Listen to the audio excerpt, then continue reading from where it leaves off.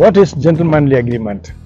நண்பர்களிடையே இயற்றப்படக்கூடிய ஒரு ஒப்பந்தத்திற்கு பெயர் தான் ஜென்டில்மேன்லி அக்ரிமெண்ட். ஆனால் இந்த ஒப்பந்தம் எழுதப்படாதது, சொல்லப்படாதது, ரொம்ப முக்கியமானது. அதை அண்டர்ஸ்டாண்ட் பண்ணிக்கலாம், அது மனசுக்குள்ள இருக்கும், அதை நம்ம செய்யணும். அது என்னன்னு பார்க்கலாம். நம்ம ஒப்பந்தங்கள் பற்றி நிறைய கேள்விப்பட்டிருக்கோம். அதாவது மன வாழ்க்கை ஒப்பந்தம், தொழிற்சாலைகளிடையே ஏற்படக்கூடிய தொழிலாளர்கள் முதலாளிகளுக்கான இடையேயான ஒப்பந்தம், இப்படி பல்வேறு ஒப்பந்தங்கள் இருக்கின்றன. சட்ட ரீதியான ஒப்பந்தங்கள், வியாபார ஒப்பந்தங்கள் இருக்கின்றன. ஆனால் இந்த ஒப்பந்தம் இப்படி எழுதப்பட முடியாதது, எழுதப்படக்கூடாதது. அது மனதுக்குள்ள இருக்கக்கூடிய ஒரு நற்பண்பை கொண்ட, அடிப்படையாக கொண்ட ஒரு ஒப்பந்தமாக இயற்றப்பட வேண்டும்.